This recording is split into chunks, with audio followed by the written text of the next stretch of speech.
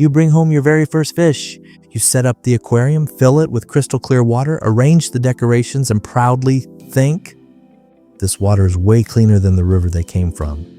You slowly release the fish. Everything looks perfect. But after a day, one fish hides. A few days later, another fish stops eating. Then suddenly, you ask the question almost every beginner asks, why do fish survive in muddy rivers but struggle in my clean aquarium? The answer surprises most people because fish don't care how clean water looks. They care how stable it feels. In nature, rivers may look brown or cloudy to us, but rivers are alive. Water constantly moves, fresh oxygen enters, plants absorb nutrients. Millions of beneficial bacteria quietly process waste every second. Nature's doing maintenance all day long. Now think about a brand new aquarium. It may look spotless, but biologically, it starts empty. No established bacteria, no natural balance, no invisible cleanup crew. One of the first mistakes beginners make is using untreated tap water. Tap water is safe for humans, but fish experience water differently. Many water systems contain chlorine or chloramine to disinfect water. Fish breathe directly through their gills and depend on a delicate, protective slime coat. Sudden exposure to untreated water can stress them and make adapting harder.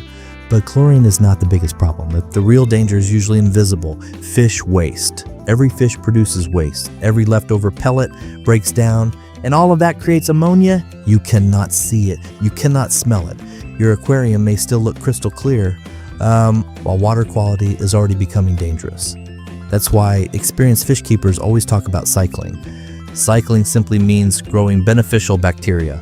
These tiny invisible workers live inside your filter, substrate, and tank surfaces. Their job is to convert harmful waste into safer compounds. Without them, your aquarium cannot process pollution efficiently. Imagine living in a house where trash is never collected. That's what happens inside an uncycled tank. Another common beginner mistake is overfeeding. Fish often act hungry. They swim to the glass, they follow your hand, so naturally you feed more. But fish usually need less food than people think. Extra food becomes waste. Waste affects water quality. Then fish become stressed, and beginners blame the fish, when the real problem is the environment. Here are 4 simple habits that make a huge difference. First, always prepare tap water before adding fish. Second, give your aquarium time to develop biologically. Third, feed lightly. And fourth, remember this: stable water is more important than beautiful water. Fish keeping is not about creating the cleanest tank. It's about building a healthy ecosystem. Once you understand that, you stop trying to make water look alive and start helping it become alive. That's when fish keeping becomes easier and your fish finally begin to thrive.